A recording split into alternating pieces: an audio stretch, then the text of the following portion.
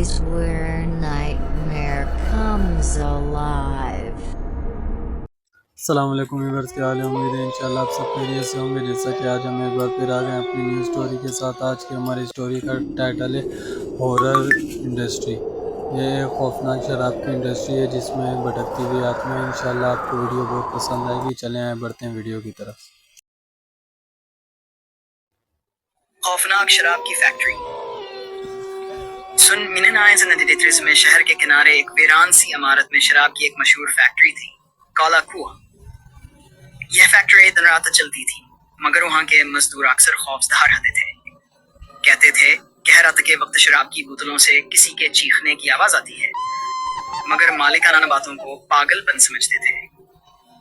ایک رات ایک نیا ملازم ندیم، جو حال ہی میں نوکری پر رکھا گیا تھا، فیکٹری میں اکیلا اوور ٹائم کر رہا تھا۔ بارش ہو رہی تھی، بجلی کبھی آتی تو کبھی چلی جاتی۔ ندیم نے فیکٹری کے اندر کسی کے چلنے کی ایڈ سنی۔ اس نے سوچا شاید کوئی آور بھی اندر ہے، مگر ساری فیکٹری خالی تھی۔ اچانکا سے لگا ایک سایہ بوتلوں کے درمیان سے گزرا۔ جب آس نے دھیان سے دیکھا تو وہاں کچھ نہ تھا۔ ندیم نے اپنے کندھے کے پیچھے کسی کے سانس لینے کی آواز سنی۔ جیسے ہی وہ پلٹا، ایک دھندلی سی عورت پرانی شرابی بوتلوں سے بھری ہوئی ٹرالی کو گھسیٹتے ہوئے دکھائی دی۔ اس کی آنکھیں خالی تھیں، منہ سے کالا خون بہا رہا تھا۔ ندیم چیخا، مگر اس کی آواز جیسے فیکٹری کے دیواروں میں دب گئی ہو۔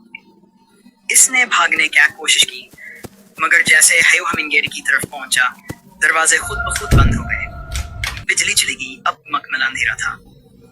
ندیم نے اپنے موبائل کی روشنی جلائی تو دیواروں پر خون سے لکھا تھا، واپس نہ آنا، یہاں صرف مرنے والے رہتے ہیں۔